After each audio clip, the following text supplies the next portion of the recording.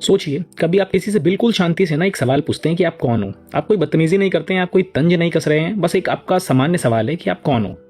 और उसके जवाब में आपको 2 थप्पड़ मिल जाए। अब जरा रुक कर सोचिए, आपका सवाल गलत था, ये सवाल पूछने की जगह गलत थी, या आपका सवाल पूछने का तरीका गलत था। क्योंकि आम जिंदगी में ना ये सवाल रिश्ते बना देता है, पहचान दे देता है कभी कभी, और भरोसा भी पैदा करता है। लेकिन जब ये सवाल सत्ता के सामने पूछा जाए ना, तो कई बार ये सवाल सवाल नहीं रहता, बल्कि एक चुनौती बन जाता है। यही हुआ है कुछ भागलपुर में, बिहार के भागलपुर में। एक दिन एक आदमी ना अचानक से इंस्पेक्शन के लिए एक सरकारी दफ्तर पहुंचता है। उसके गाड़ी पर बीकन लगा हुआ है, साथ में काफ़ी लोग हैं। उसकी चाल ढाल, हाव भाव, भाषा, सब कुछ ऐसा कि सामने वाला अपने आप खड़ा हो जाए। वहां मौजूद एसडीएम कोई क्रांति नहीं करता है, कोई आरोप नहीं लगाता और कोई ऊंची आवाज़ नहीं है। उसे बस एक पल के लिए डाउट होता है, और वो वही करता है जो एक आम अधिकारी को करना सिखाया जाता है। वो बस वेरीफाई करने की कोशिश करता है, और वो बस इतना पूछ लेता है कि आप किस बैच के आईएएस हैं। अब कहानी यहाँ मोड़ लेती है।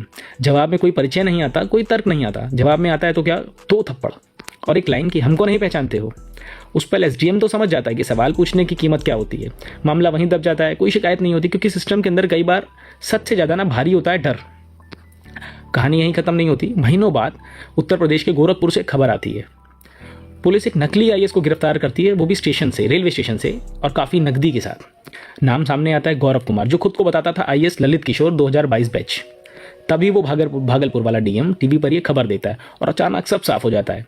वो वही आदमी था जो अधिकारी बनकर घूम रहा था। वो कोई आईएएस था ही नहीं, ना कोई बैच, ना कोई पोस्टिंग, ना कोई नियुक्ति। बस फर्जी आई कार्ड, फर्जी नियुक्ति पत्र, बीकन वाली गाड़ी और 10-15 लोग जो सिर्फ रुतबा दिखाने के लिए उसके साथ चलते थे। उसने ठेकेदारों को सरकारी टेंडर दिलाने का झांसा दिया था, नौकरी चाहने वालों को पोस्टिंग का सपना दिखाया। ऐसे ऐसे ना जाने कितने करोड़ों के खेल खेले उसने। और ये सब इसलिए चल पाया क्योंकि सिस्टम ने पहचान देखी पर कभी जांच ही नहीं की। अब यहां असली सवाल आता है कि ये कहानी सिर्फ एक नकली आईएएस की है। ये उस सिस्टम की कहानी है जहां सवाल पूछना बदतमीजी माना जाता है, जहां वेरिफिकेशन से ज्यादा डेजिग्नेशन की पूजा होती है। आज वो पकड़ा गया, कल कोई और होगा।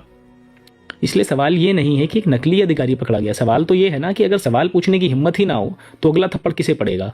आपको, मुझे, उस एसडीएम अधिकारी को, या सिस्टम को खुद? क्या सोचते हैं आप? अपनी राय कमेंट बॉक्स में लिखिए।